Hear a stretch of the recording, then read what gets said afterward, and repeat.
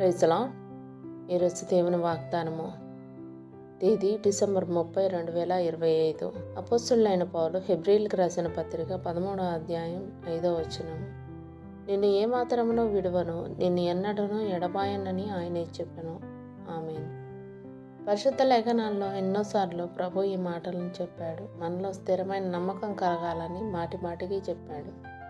ఈ విషయంలో చిన్న సందేహం కూడా మనసులోకి రాకుండా కాచుకుందాం. ఈ వాక్య భాగంలో వాగ్దానం ప్రత్యేకంగా నొక్కి చెప్పబడింది. గ్రీకు బైబిల్లో ఇదే వాక్యాన్ని మనం పరిశీలించగలిగితే అందులో దేవుడు అలా చేయడు అని చెప్పడానికి 5 వ్యతిరేక పదాలు ఉపయోగించాడని చూస్తాం. ప్రతి పదం కూడా దేవుడు తన ప్రజల్లో ఏ ఒక్కరిని ఎట్టి పరిస్థితుల్లోనూ విడిచిపెట్టడు అనే విషయాన్ని నొక్కి చెప్పే పదమే.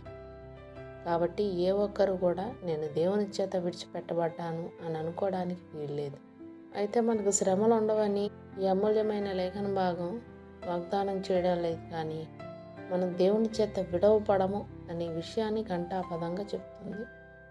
మనకు తెలియని దారుల్లో ప్రయాణించడానికి మనం పిలువబడవచ్చు, కానీ ప్రభువు తోడు, సహాయం, కృపా సమృద్ధి మనకెప్పుడూ ఉంటాయి. మనం ఇతరుల సొమ్మును ఆశించక్కర్లేదు. కారణం దేవుడు మనతోనే ఎప్పుడు ఉన్నాడు. మేలిమి బంగారం కంటే ఆయన విలువైన వాడు. గొప్ప ధననిధి కంటే ఆయన అనుగ్రహమే కోరదగినది. దేవుణ్ణి కలిగి ఉన్నవాడు సర్వలోకాన్ని సంపాదించుకున్న వాని కంటే సంతృప్తిగా జీవిస్తాడు. శాశ్వత జీవానికి అవతల మనకేముంది? సర్వశక్తిమంతుని మంచితనానికి మించి మనం దేనికోసం ఆశిస్తాం?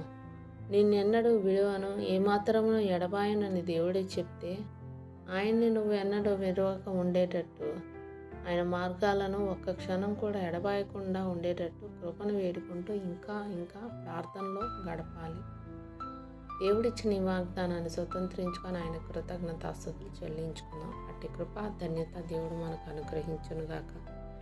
ఆమేన్. దేవుడు తన పరిశుద్ధ వాక్కు మన వినికిడి యందు దీవించునుగాక. ఆమేన్.